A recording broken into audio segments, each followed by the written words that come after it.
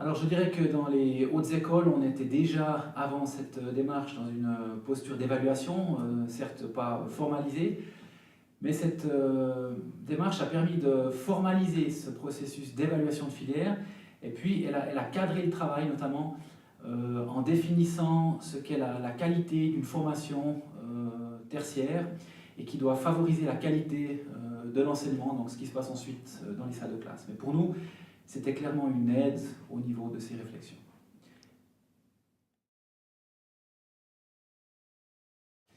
Alors je pense que cette démarche, elle a permis aux filières de se sentir comme une brique de la HESSO. En ingénierie et architecture, on avait une habitude de travailler par filière site, sans forcément communiquer avec les collègues. Et un point fort de cette démarche, c'est justement d'avoir mis les filières ensemble. Et puis les personnes qui ont travaillé dans cette optique-là ont toujours salué cette démarche-là. Les points négatifs ou les points à éviter, je dirais que c'est le souci de ne pas être toujours en mode d'évaluation et puis de ne pas avoir le temps de faire ce qu'on avait promis de faire.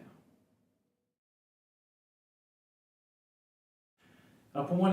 l'enjeu pour une direction d'une haute école, c'est de voir ou de montrer que la qualité d'une formation ne se réduit pas à ce qui se passe dans la salle de classe, mais aussi tout ce qui se fait avant, en particulier l'analyse environnementale, la définition des profils de compétences,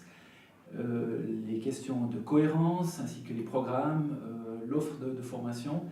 et puis finalement aussi tout ça avec des ressources adaptées, avec la participation des étudiants et puis des infrastructures qui tiennent également là.